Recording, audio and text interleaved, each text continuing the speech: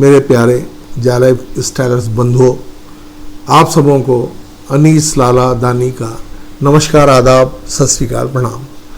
आज मैं आप लोगों को एक विशेष बात को लेकर के सामने बात करना चाहता हूँ, क्योंकि वक्त ही कुछ ऐसा आ पड़ा है जिसे आप लोगों के साथ शेयर करना बहुत ज़रूरी समझता हूँ।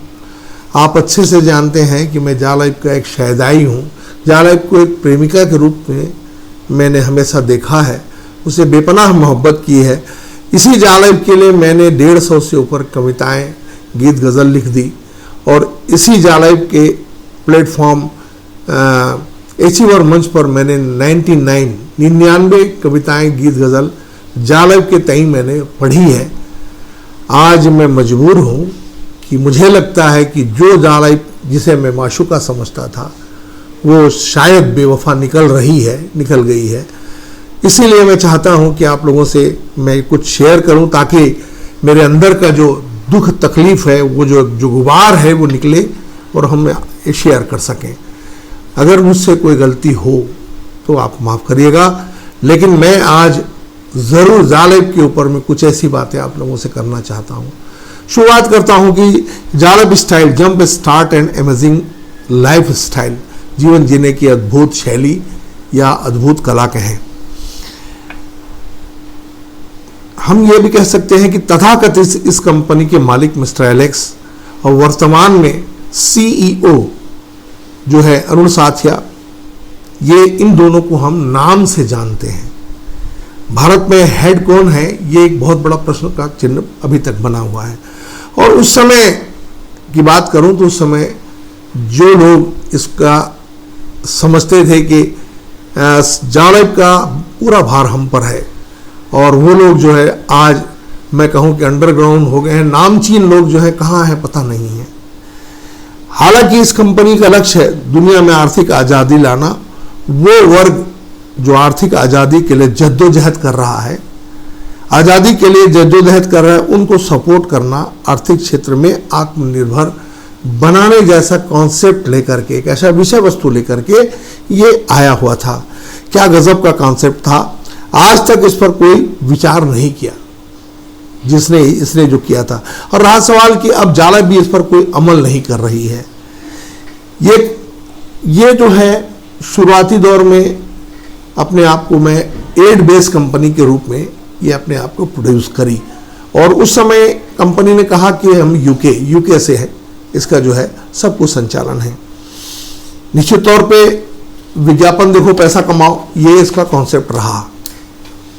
मैं उन दोनों की बात आपको याद दिलाना चाहूँगा, और ये भी सही है क्योंकि आज पूरी दुनिया में एड इंडस्ट्री ही एक ऐसी इंडस्ट्री है जिसमें विपुल और अगाध पैसे हैं। इस दुखती रग पर कंपनी ने ये जो नब्ज है उसको पकड़ा। सब कुछ सही था, सोच सही थी, लोग भी जुड़ते गए, और वो वक्त आया कि कंपनी जो है धीरे धीरे 30 लाख का एक आंकड़ा पार करने के लिए तरसती रही। उन दिनों के हम साथी हैं। कंपनी ने ये भी कहा कि आप फाउंडर मेंबर हैं। अब सवाल ये पैदा होता है कि आज सुबह एक व्यक्ति जो है, एक जालाइफ आईडी होल्डर, जो मेरे नीचे में उसकी आईडी लगी हुई है, उसने मुझे जो मैसेज दिया, मेरे दोस्तों में उससे शेयर करना चाहता हूँ। मेरे दिल से जो है, दिल में वो आज घर कर गया। मैं निश्चित तौर पे आपके साथ उसे शेयर करना चाहता हूँ। आप ज़रूर जो है, आपको भी लगेगा कि शायद मैं भी तो यही व्यक्ति नहीं हूँ। मैं उसका नाम भी बताऊँगा। वो लिखता है कि गुड मॉर्निंग सर, मैं मुकेश बारिक, आपका डाउनलाइन में हूँ। मेरी ज्वाइनिंग जो है 29/4/2021 को हुई है, और मेरे डायरेक्ट में लगभग 40 KYC पर्सन हैं। कंपनी ने जो भी अपॉर्चुनिटी लाई, जो भी पैकेज लाया, अपने हैसियत के अनुसार मैंने 3 आईडियों में लिया। सर, ये कंपनी इतना लुभावना पैकेज लॉन्च करती है कि लोग अपना जान, अपनी ज़मीन, अपनी जेवर गिरवी करके भी पैकेज लेते रहे हैं। सर, इस कंपनी में मेरा ख्याल से सर इस कंपनी में मेरे ख्याल से 90% लोग गरीब मध्यम वर्गीय और बेरोजगार तबके के लोग हैं। सर कंपनी ने शुरू में कॉम्बो पैक लेके आई, फिर एक्टिवेशन पैक लेके आई, फिर न्यू एरा पैक लेके आई और डेबिट कार्ड के लिए 20 यूरो लेकर के आई, फिर वाइकिंग फ्यूहू का पैकेज लेके आई, जिसमें इससे मैंने अपनी हैसियत के अनुसार उसी के मुताबिक मैं गरीब होते हुए भी अपने 3 आईडी में मैंने कभी 100, कभी 200 तो कभी 300 यूरो इसमें जो इन्वेस्ट किया। 7/6 को 2022 को न्यू एरा पैकेज लिया। 7/9/2022 को मैंने 20 यूरो जो है डेबिट कार्ड के लिए दिए। फिर 18/9/2022 को FS2 के लिए 2 आईडी में मैंने मंगवाए। फिर 15/4/2023 को 2 आईडी में मैंने फेहू वाइकिंग फेहू पर 100 यूरो लिया। और अब कंपनी अंतरिम में पैकेज के लिए बोल रही है। एक गरीब आदमी कहाँ से लेगा सर? पहले कोई एक कंपनी से कुछ भी पेमेंट शुरू हो तो हम कुछ और कर लें। इस तरह का पैकेज गरीब आदमी तो मर जाएगा सर, कहाँ से लेगा? मुझे कंपनी पर 1000% विश्वास है, पर कब तक अपना पेट काट करके पैकेज लेते रहे हैं सर? सर इस सवाल का जवाब जरूर देंगे। मेरे दोस्तों, मेरे अजीजों, हिल गया मैं इस बात को, इसकी जो मुझे टेक्स्ट मैसेज भेजा है उसे देख करके। कमोबेश हम सब की यही स्थिति है। मेरे दोस्तों, FS1 9 जून 2021 को 11:59 पे बंद हुआ।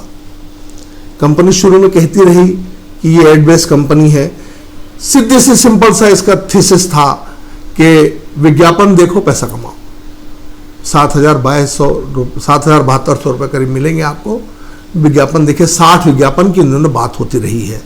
1 नवंबर 2021 से 20 एड शुरू हुआ। फ्री में ज्वाइनिंग्स भी हुई।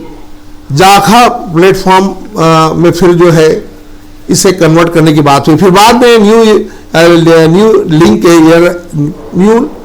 लिंक के माध्यम से भी बात हुई।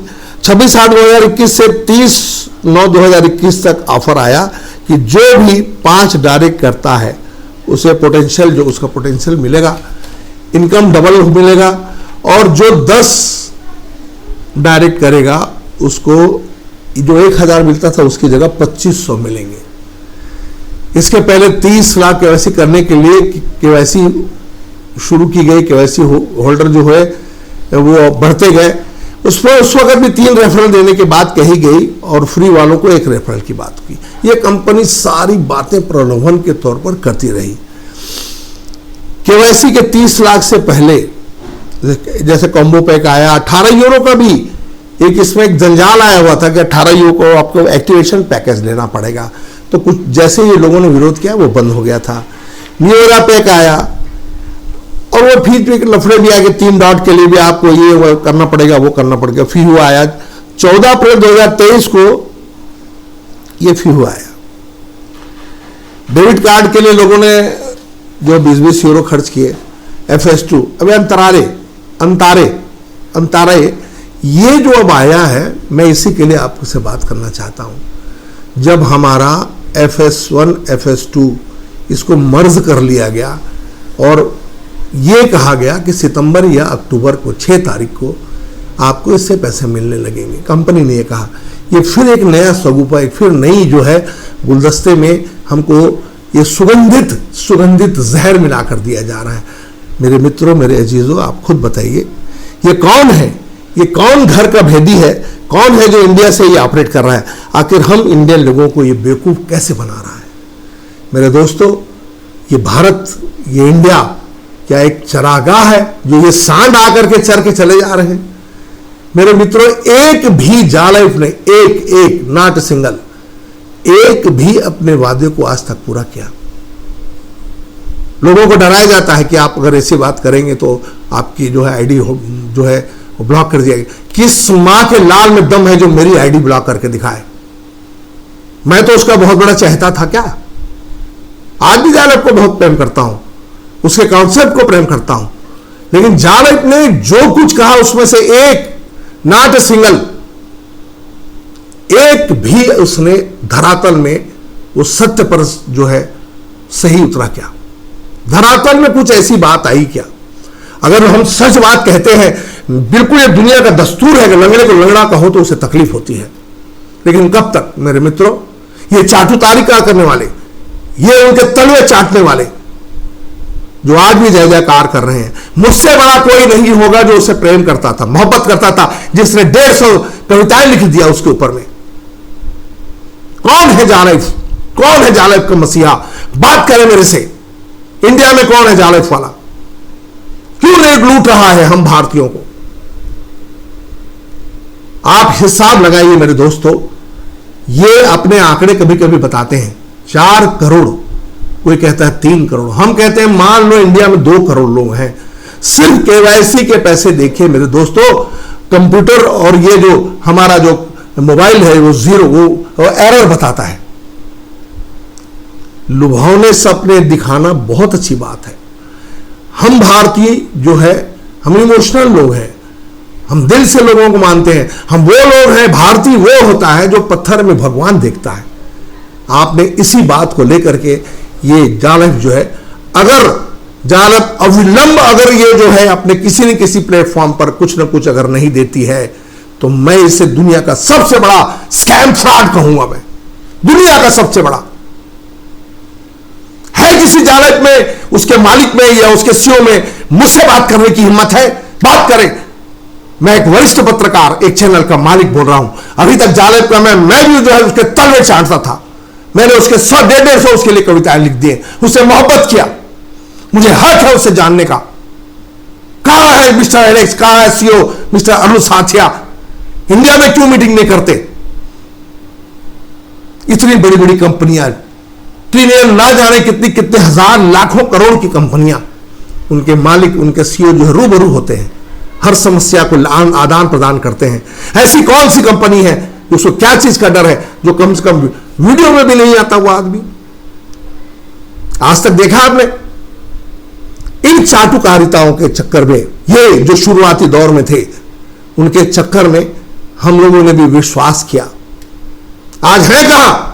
मैं नाम लेना नहीं चाहता, उनको भी कहता हूं कि अगर आप में थोड़ी भी शर्म है और अगर आप वाकई में भारतीय हैं, यहां का जो पैसा गया है आप वापस दिलवाइए। उनसे कह रहा हूं जो शुरू के ऊपर के जो पंक्ति में, पहली पंक्ति में बैठे हुए थे, मैं उनसे बात कर रहा हूं। है हिम्मत? बात करिए अनीस लालदानी से। बहुत हो चुका, हम भारतीयों का पैसा है, वापस करिए। अगर लाखों रुपए लगाया है जनाब लोगों ने, जैसे ये मुझसे कहता है कि मैंने अपना घर जेवर जो है सब कुछ लगा दिया। अगर थोड़ी सी शर्म है उन भारतीयों में जो इसका बीड़ा अपने कांधे में लेकर के चल रहे थे, आपको शर्म आती है? आपने आईडी के लिए 1150 रुपए लिए उन लोगों से, हमसे भी लिया गया 1150, और वहां भेजा कितना आपने? 10 euro, 50 euro, 100 euro, 300 euro, 1000 euro के लिए जो आपने पैसे लिए। हम 300 की बात करते हैं। 33,000 से लेकर के 35,000 रुपए तक लिए और भेजा कितना? 26-27,000। शर्म आती है आपको? अपनों को लूट लिया आपने। कोई कहता है कि मेरे 10,000 की टीम है, गुणा करिए कितने लोगों को आपने लूटा। है हिम्मत मुझसे बात करने की? एक आदमी अगर आपके अपोज में खड़ा हो गया तो खड़े खड़े पेशाब कर डालेंगे, खड़े खड़े, जब कानून के शिकंजे में आएंगे। अभी भी वक्त नहीं गया है। हम सब अपने लोग हैं, एक दूसरे के मोहब्बत करते थे, करते हैं और करेंगे। है हिम्मत तो चलिए सब मिल करके उठाइए आवाज जालिफ पर। कहां है उसका मालिक? कहां है ऑफिस? ये मेरा इतना बड़ा, जो मैंने खुद अपना साम्राज्य बनाया है, ये मेरे पूरी कंप्यूटर ऑपरेटर सब बैठे हुए हैं, मेरा न्यूज रूम है। हमने एक एक छान के देखा है, एक एक हमने गूगल पे सब चीज सर्च करके देखी ना। न कहीं यूके में न यूएसए में कहीं कोई ऑफिस नहीं दिखती। बेंगलोर में जॉनी का जो लफड़ा हुआ था, आप गूगल में सर्च करिए, पहले बाकायदा वहां पर बोर्ड लगे थे जालिफ के सब कुछ। आज कुछ भी नहीं है, ताला लगा हुआ जनाब। उसने क्या किया, वो सब बातों पे मैं बहस नहीं करना चाहता। सिर्फ ये चाहता हूं कि जालिफ सुबह शुरू से लेकर के अंत तक अब मुझे लगता है कि धोखा देते आई है। मेरे मित्रों, मेरे अजीजों, आप लोगों से हाथ जोड़ करके मैं विनती करता हूं, मैं आप लोगों से रिक्वेस्ट करता हूं, इल्तिजा करता हूं कि अब इसके झांसे में ना करके एक साथ सब के सब जो है उसको मेल करें, विरोध करें और कहे कि किसी भी हाल में इंडिया में ये मीटिंग करे। ये कैसी कंपनी है जिसका कि आप होल्डिंग नहीं लगा सकते, मीटिंग नहीं ले सकते, ओपन मीटिंग, केवल ये आप जो है टेलीग्राम में मीटिंग लीजिए, उसके गान गाइए। एक शख्स आया था, आपको बताता हूं, मिस्टर सम्राट के नाम से।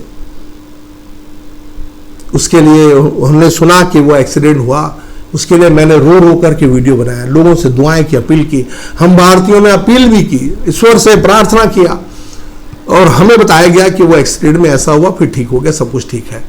अभी कुछ दिन पहले एक मैसेज आया था, 6 सितंबर को, शायद वो फिर से कोमा में है। फिर मैं कहता हूं कि अगर वाकई ये दोनों चीजें बात सही है, क्योंकि मुझे किसी अंकल या बाप से कम नहीं मानते थे, ऐसा था, तो उनकी तबीयत ठीक नहीं है। अगर ऐसा है तो फिर मैं ईश्वर अल्लाह से दुआ प्रार्थना करता हूं, विनती करता हूं कि उनकी तबीयत ठीक हो जाए। लेकिन आपको बता दे रहा हूं कि अब मुझे विश्वास नहीं होता। मुझे लगता है कि उस समय भी सम्राट के साथ कुछ नहीं हुआ था, ये सब हमको इमोशनल ब्लैकमेल किया गया था, मुझे लगता है, क्योंकि आज से कई महीना पहले वही सम्राट मुझसे बिल्कुल डिस्कनेक्ट हो गया था, मेरे किसी भी सवाल का जवाब नहीं देता था। फिर कहता हूं कि अगर वाकई में वो कोमा में चला गया है तो मेरी प्रार्थना है ईश्वर अल्लाह से कि उसे फिर से ठीक कर दे, लेकिन दिल मेरा गवारा नहीं देता। मेरे मित्रों, मेरे अजीजों, हम भारतीय लोग हैं, बहुत इमोशनल लोग हैं। हमें ये क्या सोचते हैं कि एक चरागाह है, आओ और चढ़ करके चले जाओ, बिल्कुल नहीं। हम लोगों ने पूरी दुनिया पे राज किया है, आज भी राज करेंगे हम। ये बात आप याद रख लीजिए, मेरी बात वहां तक पहुंचाइए। हमारे वैज्ञानिक, हमारे लोग, हमारे उद्योगपति, हमारे पढ़े लिखे लोग, हमारे डॉक्टर जो है पूरी दुनिया में राज कर रहे हैं। आज भी हम इस पर राज करेंगे, ये मेरा दावा है। सिर्फ घर का भेदी जो है लंका न ढाए, हम सब फिर से एक हो जाएं और कोशिश करें, प्रयास में पूरी ताकत लगाने। ये है, हमारे से मिले, हमारे डेलीगेशन से मिले।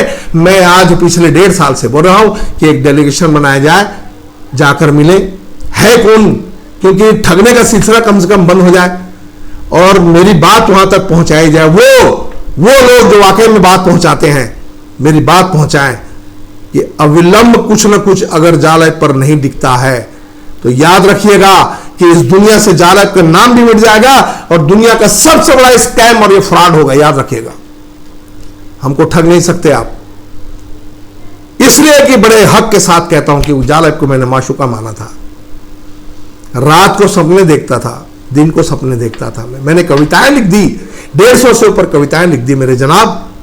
एंथम लिखा मैंने जालैब का। बात वही कर सकता है जिसको बात लगती है। मैंने उम्मीद की थी कि जालैब कभी ऐसा नहीं होता, क्योंकि इसका जो सोचने का ढंग था, जो ये आर्थिक आजादी लेकर आया था, वाकई में दुनिया में वाकई अद्भुत अभी भी है। लेकिन क्या जालैब हमारे साथ धोखा नहीं कर रही है? अगर नहीं कर रही है तो क्यों हमारे साथ अभी तक ये जो एक के बाद एक प्रलोभन देते हुए, पैकेज देते हुए हमको उस कगार पर आकर लाकर खड़े कर दी कि एक वो शख्स जो उसको माशूका मानता था उसे कहने पर मजबूर होना पड़ा। इसलिए मेरे अजीजों, मेरे दोस्तों, अगर हम धोखा खा चुके तो कोई बात नहीं, आगे के लिए सतर्क रहें और हम सब मिलकर के इसकी धोखा धड़ी का ईंट का जवाब पत्थर से दें। हम बैठें, एक बार बात करें कि इसका सॉल्यूशन क्या है। ऐसा नहीं, दुनिया आज बहुत छोटी हो गई, मुट्ठी में, ये मुट्ठी में है दुनिया।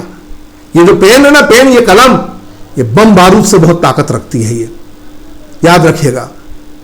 इसलिए मैं कहता हूं कि वो वक्त आ गया है कि हम जो है बैठ करके ये तय करें कि कोई न कोई इसका डेलीगेशन हमारे पास आए, हम नहीं आए। अगर वो हमें बुलाते हैं तो अपने खर्चे से बुलाएं और हमें पूरा क्लियर करें कि दैट पर्सन इज जो है वो जो है ये जालैब का मालिक ये एलेक्स है, ये फलाना जो है ये उसका फलाना, ये हम रूबरू देखना चाहते हैं। वो भी तो देखें कि हम कौन हैं, इस जालैप की स्टाइल में ऐसे ऐसे लोग यहां पर बड़े बड़े महारथी हैं, मुलाकात करिए, आइए। भारत जो है मेहमानों को जो है एक जो है कहूं तो देवता के रूप में मानता है। आप आइए, आप हमारे मेहमान हैं, मेहमान रहेंगे, सर आंखों पर रखेंगे, या हमें बुलाइए और कुछ लालीपाप का खेल खत्म, कुछ नहीं चलेगा।